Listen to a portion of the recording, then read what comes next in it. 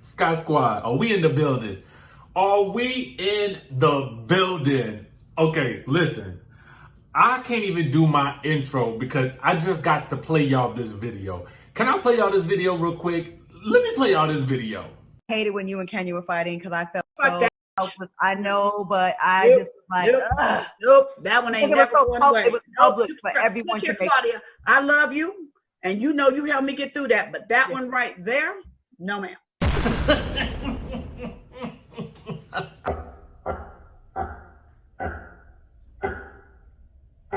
Oh, he's a cutie pie. I might put him in Potomac. Okay, yes. Yeah, he can come right on to Potomac. What's up, y'all? It's your boy Richie Sky. We are back with another video, and of course, you know I got that good detox tea right here. Listen, go ahead and click that link down in the description down below if you want to get some of yours shipped to you every single month. That way you ain't never gotta miss out on that good tea and get your body looking right, okay? Make sure you guys hit that subscribe button and sign up for my texting community so I can alert y'all to when I drop new content right here on this mother freaking channel, okay? Today we're gonna be talking about, of course, that good situation with that good Vivica Fox giving it to that Miss Kenya Moore yet again. Okay, then we're gonna touch on this whole situation with Ciara being exposed by that good BK Barasco, okay? And we're gonna also touch on them shutting down that good production of Love and Hip Hop as well. I was gonna make this more of a recap video, but it's probably gonna be more news than a little bit, and then a little bit of recap. So just get into it. We're gonna make it do what it do. Okay, so clearly that good Vivica Fox is just not over this whole situation that happened with her and Kenya Moore on The Celebrity Apprentice all these years ago. Y'all know she had accused that good Kenya Moore of stealing her phone and then sending out all these messages or tweets about her being, you know, menopausal or whatever the case was back then and there. But it's been so many years ago at this point. You would have thought at this point in time, Vivica might be over. But I guess if somebody had stole my phone, or if I was alleging that they stole my phone, then I might still be mad at them too. Heck, I'm still mad about a couple of things from some years ago and some people myself. So you know what? Go ahead, Vivica. Do what you need to do. Shout out to that good Claudia Jordan for eliciting that amazing response from Miss Vivica Fox right there.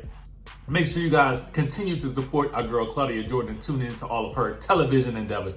So let's go ahead and jumpstart the episode with the biggest news story of them all, and that is BK exposing Ciara, okay? So now this all came about as a result of Tiffany Fox calling Ciara and basically letting her know that some chick was essentially doing some good rubberization up on that good BK's beard or somewhere while he was out or something like that. Anyway, she don't trust him at this point because apparently, you know, he's had all these accusations of cheating and stuff like that in the past. For that reason, I don't understand why they're still together. But anyway, I digress.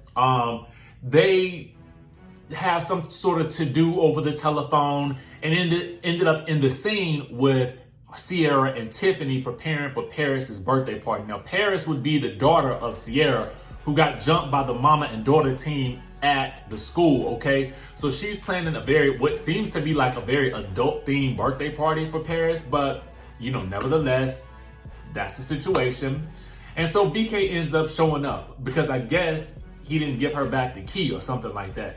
And so she's basically accusing him of breaking in. I mean, she's being a little dramatic at this point because clearly production is there and she's filming. So like really, I mean, clearly he's not breaking in and clearly he knew you was going to be there and clearly he knew you were filming. So I don't understand what the to-do is over this whole situation.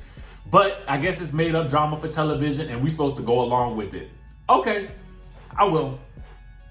So at the end of the day, he had ended up telling her that that was a fan that was rubbing all up on him. And Tiffany rightfully asked, do we got fans though? I had to look up and I had to see what that good BK does because I had thought he was like in the music business, but now he does something with scalp restructuring and, you know, giving guys a scalp where they don't have one. Maybe I need to visit because my head is bald AF, okay? But anyway, I digress.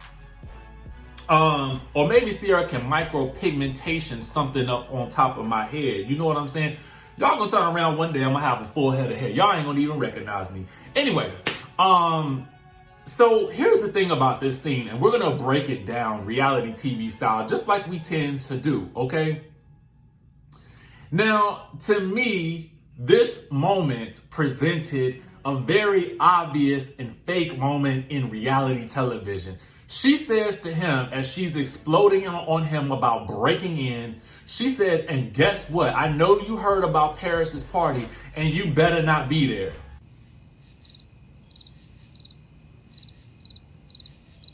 For real.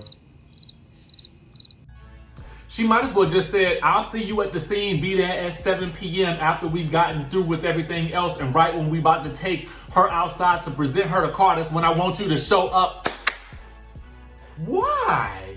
See, sometimes this be my problem with these Love and Hip Hop shows. It's just like, listen, we know a lot of stuff seems very scripted on this show, but don't walk us into it. You know what I'm saying? At least make it seem as organic as possible. Just stop. You don't have to instruct her to remind him to be there. Okay, you don't have to do all of that. We already know the streets talk, you know what I'm saying? And if he's involved with her, obviously he would already know that the birthday party is about to be had, okay? Anyway, fast forward to the party, okay? Paris is getting the gifts and stuff like that.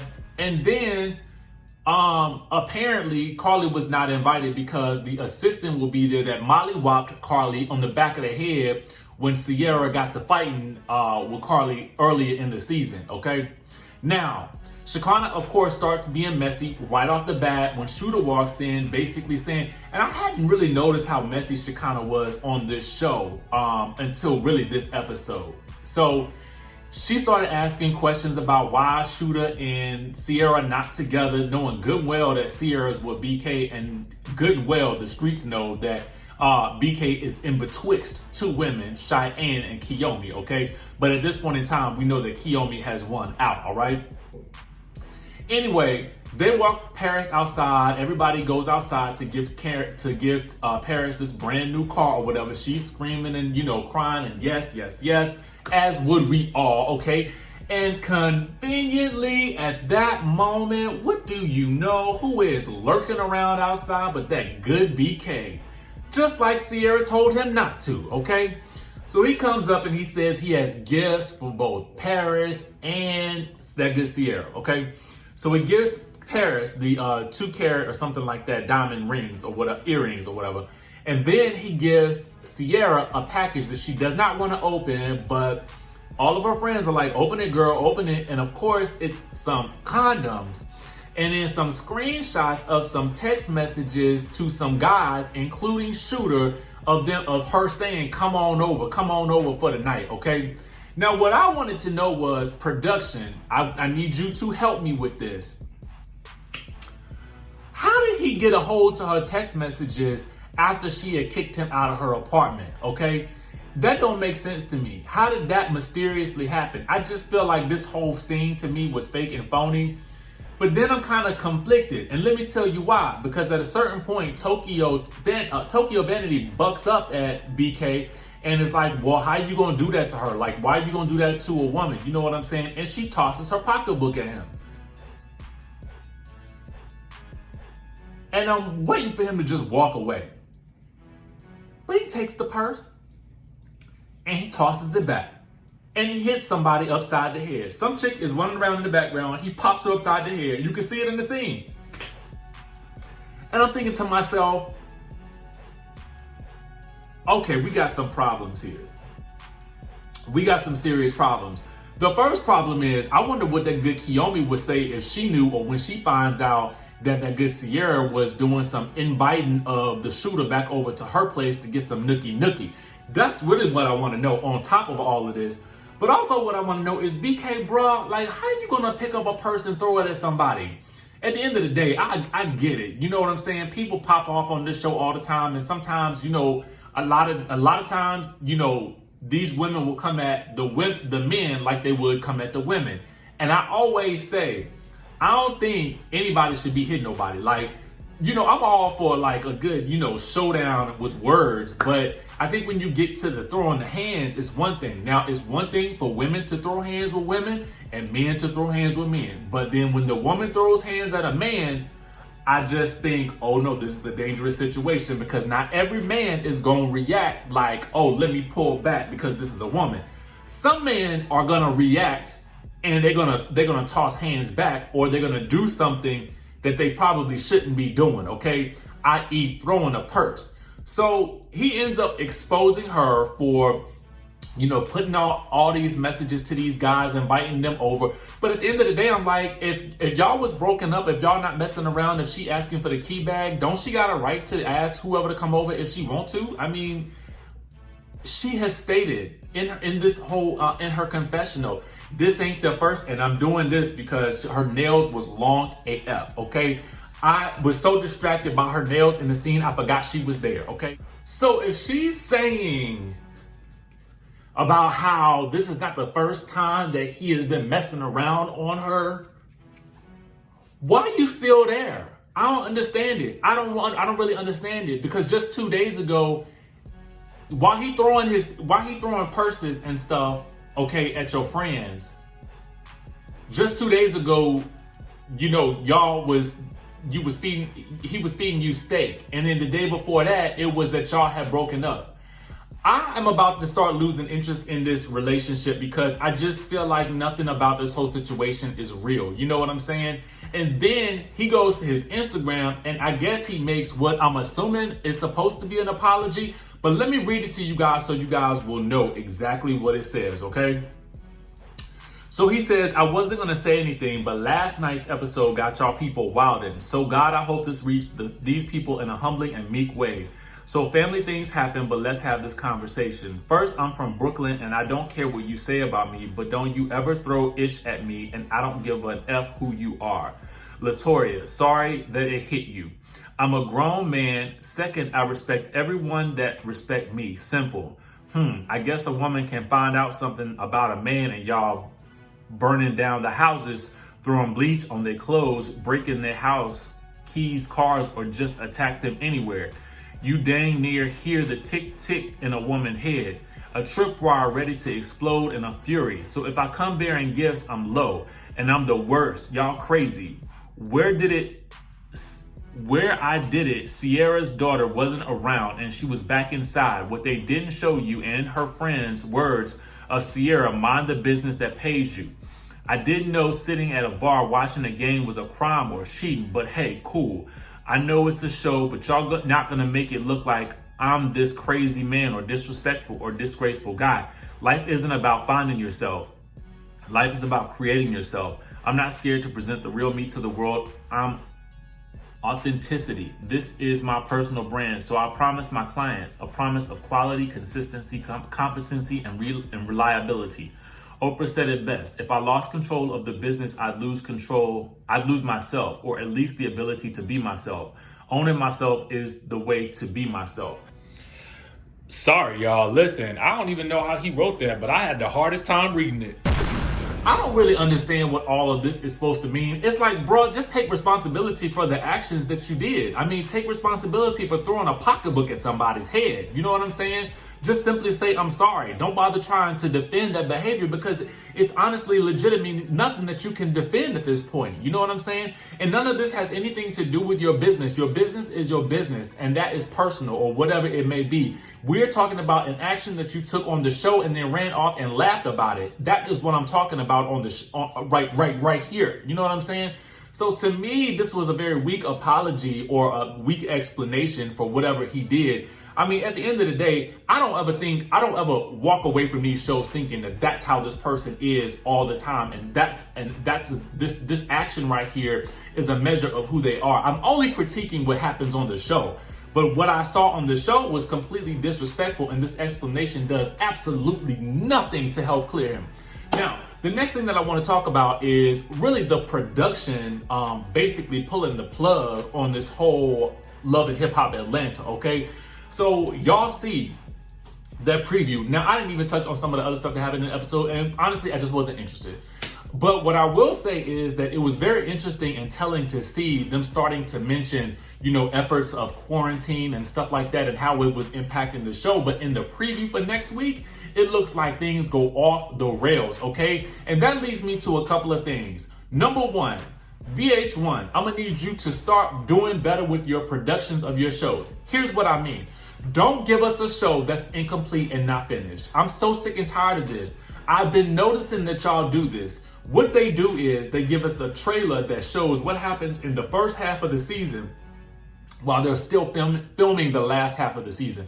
To me, that's not how we do. It is fine for you to continue getting pickups and confessional stuff because you may need elements of the story further explained by the cast members after the show has been put together, okay, and set to air. However, now for those of you who don't necessarily know TV, pickups are things that you have to go back and film to sort of explain something in the story or to make it clearer, okay? Now, it's fine if they want to do that, but what y'all should have done was you should have finished the season first and then aired it. You know what I'm saying? And if you weren't able to finish it, I mean, I feel like almost don't give me anything because now we get an incomplete season, storylines are unfinished, and I just kind of feel like if y'all had a different production schedule to begin with, we would have had a finished and complete show. You've had all these many months while Hollywood and Love and Hip Hop New York were on the air to actually finish and film a full season. I don't understand what you guys are doing over there. That's just my thought on this particular situation. Let me know down in the comment section below if you guys agree with me or not. What I will say was interesting though was watching the producers in the clip for next week's show tell the cast members that they were going to be closing down production to quarantine. And interestingly enough, that good Kirk asked, well, what are we supposed to do? Like, how are we supposed to make money? You know what I'm saying?